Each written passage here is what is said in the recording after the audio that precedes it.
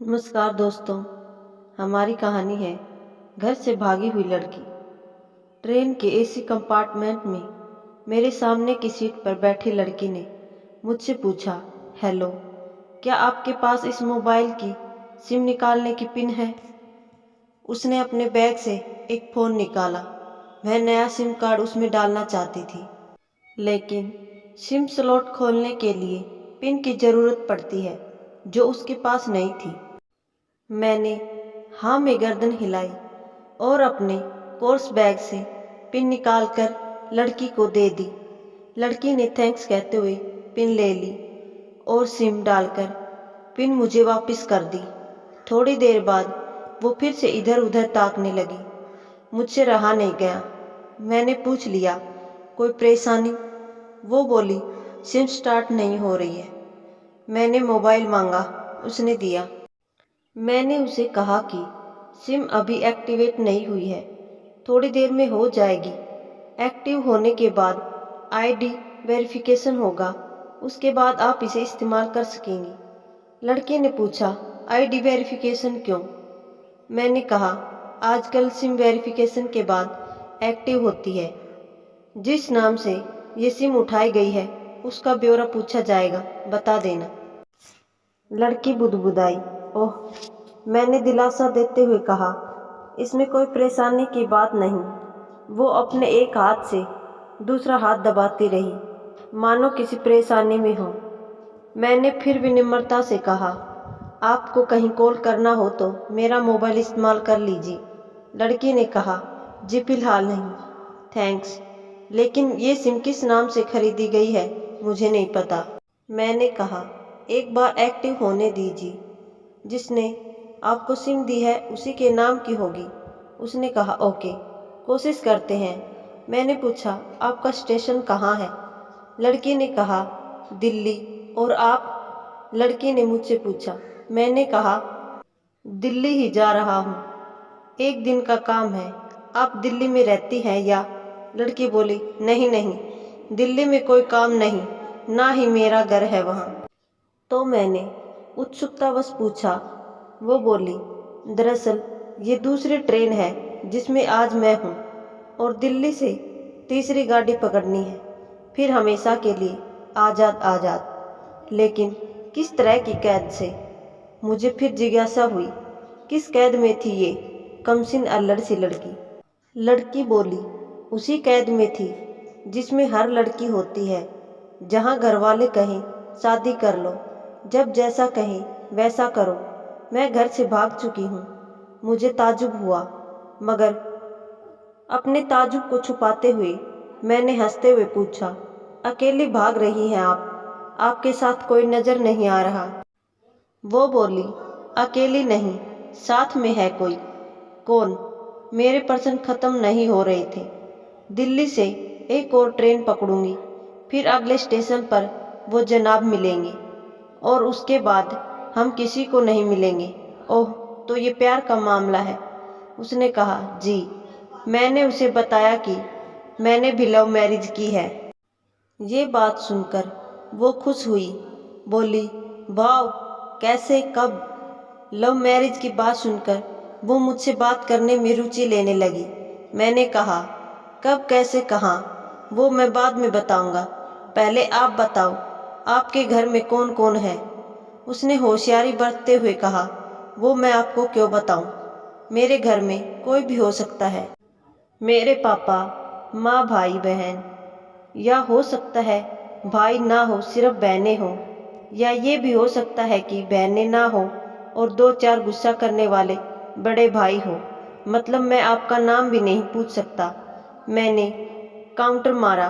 वो बोली, कुछ भी नाम हो सकता है मेरा, टीना, मीना, रीना, कुछ भी। बहुत बातूनी लड़की थी वो। थोड़ी इधर उधर की बातें करने के बाद उसने मुझे टॉफ़ी दी, जैसे छोटे बच्चे देते हैं क्लास में। बोली, आज मेरा बर्थडे है। मैंने उसकी हथेली से टॉफ़ी उठाते बधाई दी और पूछा, कितने साल की हुई हो? वो बोली, 18। मतलब भाग कर शादी करने की कानूनी उम्र हो गई आपकी। वो हंसी। कुछ ही देर में काफ़ी फ्रैंक हो चुके थे हम दोनों, जैसे बहुत पहले से जानते हो एक दूसरे को। मैंने उसे बताया कि मेरी उम्र 35 साल है, यानी 17 साल बड़ा हूँ। उसने चुटकी लेते हुए कहा, लग तो नहीं रहे हो। मैं मुस्कुरा दिया। मैंने उससे पूछा, तुम घर से भागकर आई हो, तुम्हारे चेहरे पर चिंता के निशान जरा भी नहीं है। इतने बेफिक्री मैंने पहली बार देखी। खुद की तारीफ सुनकर वो खुश हुई, बोली, मुझे उन जनाब ने, मेरे लवर ने पहले से ही समझा दिया था कि जब घर से निकलो तो बिल्कुल बिंदास रहना, घर वालों के बारे में बिल्कुल मत सोचना, बिल्कुल अपना मूड खराब मत करना, सिर्फ मेरे और हम दोनों के बारे में ही सोचना। और मैं वही कर रही हूँ। मैंने फिर चुटकी ली। कहा, उसने तुम्हें मुझ जैसे अनजान मुसाफिर से दूर रहने की सलाह नहीं दी? उसने हंसकर जवाब दिया, नहीं, शायद वो भूल गया होगा।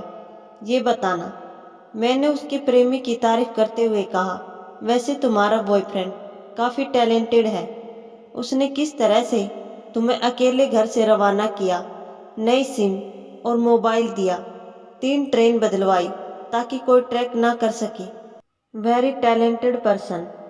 लड़की ने हामी भरी, बोली, बहुत टैलेंटेड है वो, उसके जैसा कोई नहीं।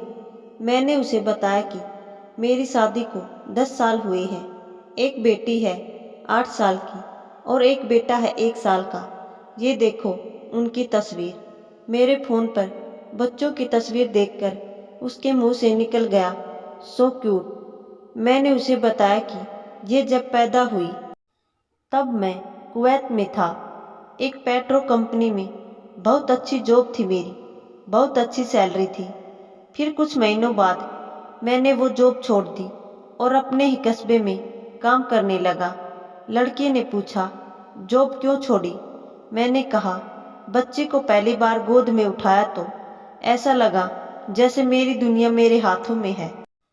30 दिन की छुट्टी पर घर आया था, वापस जाना था लेकिन जा न सका। इधर बच्चे का बचपन खर्च होता रहे, उधर मैं पूरी दुनिया कमा लूं तब भी घाटे का सौदा है। मेरी 2 टके की नौकरी, बचपन उसका लाखों का।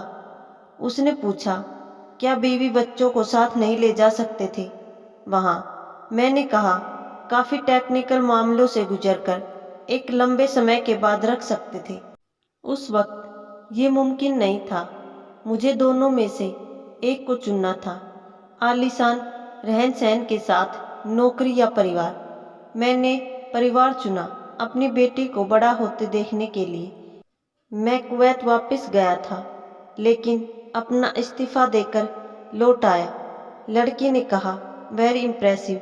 मैं मुस्कुराकर खिड़की की तरफ देखने लगा। लड़की ने पूछा, अच्छा, आपने तो लव मैरिज की थी न, फिर आप भागकर कहाँ गए, कैसे रहे और कैसे गुजारा वो वक्त? उसके हर सवाल और हर बात में मुझे महसूस हो रहा था कि ये लड़की लड़कपन के शिखर पर है, बिल्कुल नासमझ और मासूम छोटी बहन सी। मैंने उसे बताया कि हमने भागकर शादी नहीं की और ये भी है कि उसके पापा ने मुझे पहली नज़र में सख्ती से रिजेक्ट कर दिया था। उन्होंने आपको रिजेक्ट क्यों किया? लड़की ने पूछा। मैंने कहा, रिजेक्ट करने का कुछ भी कारण हो सकता है। मेरी जाति, मेरा काम, घर परिवार। बिल्कुल सही। लड़की ने सहमति दर्ज कराई और आगे पूछा, फिर आपने क्या किया? मैंने कहा, मैंने कुछ नहीं किया, उसके पिता ने रिजेक्ट कर दिया। वहीं से मैंने अपने बारे में अलग से सोचना शुरू कर दिया था। खुशबू ने मुझे कहा कि भाग चलते हैं। मेरी वाइफ का नाम खुशबू है। मैंने 2 टूक मना कर दिया। वो 2 दिन तक लगातार जोर देती रही कि भाग चलते हैं। मैं मना करता रहा। मैंने उसे समझाया कि भागने वाले जोड़े में लड़के की इज्जत पर कोई खास फर्क नहीं पड़ता, जबकि लड़की के पूरे कुल की इज्जत धुल जाती है। भागने वाला लड़का उसके दोस्तों में हीरो माना जाता है, लेकिन उसके विपरीत जो लड़की प्रेमी संग भाग रही है वो उल्टा कहलाती है। मोहल्ले के लड़के उसे चालू कहते हैं। बुराइयों के तमाम शब्दकोश लड़की के लिए इस्तेमाल किए जाते हैं। भागने वाली लड़की आगे चलकर 60 साल की वृद्धा भी हो जाएगी, तब भी जवानी में किए उस कांड का कलंक उसके माथे से नहीं मिटता। मैं मानता हूँ कि लड़का लड़की को तोलने का ये दोहरा मापदंड गलत है, लेकिन हमारे समाज में है तो यही। ये नज़रिया गलत है, मगर सामाजिक नज़रिया यही है। वो अपने नीचे का होठ दांतों तले पीसने लगी। उसने पानी की बोतल का ढक्कन खोलकर एक घूंट पिया। मैंने कहा, अगर मैं उस दिन उसे भगा ले जाता तो उसकी माँ तो शायद कई दिनों तक पानी भी ना पीती। इसलिए मेरी हिम्मत ना हुई कि ऐसा काम करूं। मैं जिससे प्रेम करूं उसके माँ बाप मेरे माँ बाप के समान ही हैं, चाहे शादी ना हो तो ना हो। कुछ पल के लिए वो सोच में पड़ गई, लेकिन मेरे बारे में और अधिक जानना चाहती थी। उसने पूछा, फिर आपकी शादी कैसे हुई? मैंने बताया कि खुशबू की सगाई कहीं और कर दी गई थी। धीरे धीरे सब कुछ नॉर्मल होने लगा था। खुशबू और उसके मंगेतर की बातें भी होने लगी थी फोन पर, लेकिन जैसे जैसे शादी नज़दीक आने लगी उन लोगों की डिमांड बढ़ने लगी। डिमांड मतलब, लड़की ने पूछा। डिमांड का एक ही मतलब होता है, दहेज की डिमांड। परिवार में सबको सोने से बने तोहफे दो, दूल्हे को लग्जरी कार चाहिए, सास और ननद को नेकलेस दो, वगैरह वगैरह। बोले, हमारे यहाँ रीत है। लड़का भी इस रीत की अदायगी का पक्षधार था। वो सगाई मैंने तुड़वा डाली, इसलिए नहीं कि सिर्फ मेरी शादी उससे हो जाए, बल्कि ऐसे लालची लोगों में खुशबू कभी खुश नहीं रह सकती थी, न उसका परिवार। फिर किसी तरह घर वालों को समझा बुझाकर मैं फ्रंट पर आ गया और हमारी शादी हो गई। ये सब किस्मत की बात थी। लड़की बोली, चलो अच्छा हुआ आप मिल गई, वरना वो गलत लोगों में फंस जाती। मैंने कहा, जरूरी नहीं कि माता पिता का फैसला हमेशा सही हो, और ये भी जरूरी नहीं कि प्रेमी जोड़े की पसंद सही हो। दोनों में से कोई भी गलत या सही हो सकता है। काम की बात यहाँ ये है कि कौन ज़्यादा वफादार है। लड़की ने फिर से पानी का घूंट लिया और मैंने भी। लड़की ने तर्क दिया कि हमारा फैसला गलत हो जाए तो कोई बात नहीं, उन्हें गिलानी नहीं होनी चाहिए। मैंने कहा, फैसला ऐसा हो जो दोनों का हो, बच्चों और माता पिता दोनों की सहमति, वो सबसे सही है।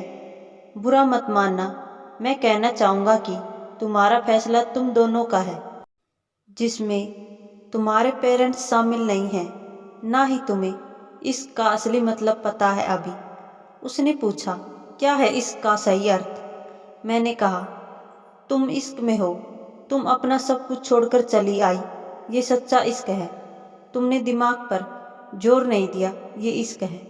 फायदा नुकसान नहीं सोचा, ये इश्क है। तुम्हारा दिमाग दुनियादारी के फितूर से बिल्कुल खाली था। उस खाली जगह में इश्क का फितूर भर दिया गया। जिन जनाब ने इश्क को भरा, क्या वो इश्क में नहीं है? यानी तुम जिसके साथ जा रही हो वो इश्क में नहीं, बल्कि होशियारी हीरोगिरी में है। जो इश्क में होता है वो इतनी प्लानिंग नहीं कर पाता है, 3 ट्रेनें नहीं बदलवा पाता है, उसका दिमाग इतना काम ही नहीं कर पाता। कोई कहे मैं आशिक हूँ और वो सातिर भी हो, ये नामुमकिन है। मजनू इश्क में पागल हो गया था, लोग पत्थर मारते थे उसे। इश्क में उसकी पहचान तक मिट गई। उसे दुनिया मजनू के नाम से जानती है, जबकि उसका असली नाम कैस था, जो नहीं इस्तेमाल किया जाता। वो सातिर होता तो कैस से मजनू ना बन पाता। फरहाद ने सिरी के लिए पहाड़ों को खोदकर नहर निकाल डाली थी, और उसी नहर में उसका लहू बहा था। वो इश्क था। इश्क में कोई फकीर हो गया, कोई जोगी हो गया। किसी मांझी ने पहाड़ तोड़कर रास्ता निकाल लिया, किसी ने अतिरिक्त दिमाग नहीं लगाया चालाकी नहीं की।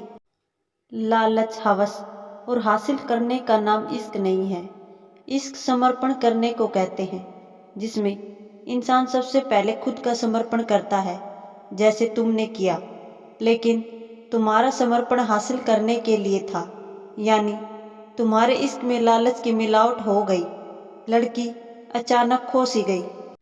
उसकी खिलखिलाहट और खिलंदड़ापन एकदम से खामोशी में बदल गया। मुझे लगा मैं कुछ ज्यादा बोल गया, फिर भी मैंने जारी रखा। मैंने कहा, प्यार तुम्हारे पापा तुमसे करते हैं। कुछ दिनों बाद उनका वजन आधा हो जाएगा। तुम्हारी माँ कई दिनों तक खाना नहीं खाएगी, ना पानी पिएगी। जबकि आपको अपने आशिक को आजमा कर देख लेना था। ना तो उसकी सेहत पर फर्क पड़ता, ना दिमाग पर। वो अक्लमंद है, अपने लिए अच्छा सोच लेता। आजकल गली मोहल्ले के हर तीसरे लौंडे लपाटे को जो इश्क हो जाता है, वो इश्क नहीं है, वो सिनेमा जैसा कुछ है। एक तरह की स्टंटबाजी, डेयरिंग, अलग कुछ करने का फितूर और कुछ नहीं। लड़की का चेहरे का रंग बदल गया। ऐसा लग रहा था वो अब यहाँ नहीं है। उसका दिमाग किसी अतीत में टहलने निकल गया है। मैं अपने फ़ोन को स्क्रॉल करने लगा, लेकिन मन की इंद्री उसकी तरफ थी। थोड़ी ही देर में उसका और मेरा स्टेशन आ गया। बात कहाँ से निकली थी और कहाँ पहुँच गई। उसके मोबाइल पर मैसेज टोन बजी। देखा, सिम एक्टिवेट हो चुकी थी। उसने चुपचाप बैग में से आगे का टिकट निकाला और फाड़ दिया। मुझे कहा, एक कॉल करना है। मैंने मोबाइल दिया। उसने नंबर डायल करके कहा, सॉरी पापा, और सिसक सिसक कर रोने लगी। सामने से पिता भी फोन पर बेटी को संभालने की कोशिश करने लगे। उसने कहा, पिताजी आप बिल्कुल चिंता मत कीजिए, मैं घर आ रही हूँ। दोनों तरफ से भावनाओं का सागर उमड़ पड़ा। हम ट्रेन से उतरे। उसने फिर से पिन मांगी। मैंने पिन दी। उसने मोबाइल से सिम निकालकर तोड़ दी और पिन मुझे वापस कर दिया। देश की सभी बेटियों को समर्पित ये मेरा दावा है, माता पिता से ज़्यादा तुम्हें दुनिया में कोई प्यार नहीं कर सकता। धन्यवाद दोस्तों। आपको हमारी कहानी कैसी लगी हमें कमेंट करके बताएं और हमारे चैनल को लाइक, शेयर और सब्सक्राइब जरूर करें।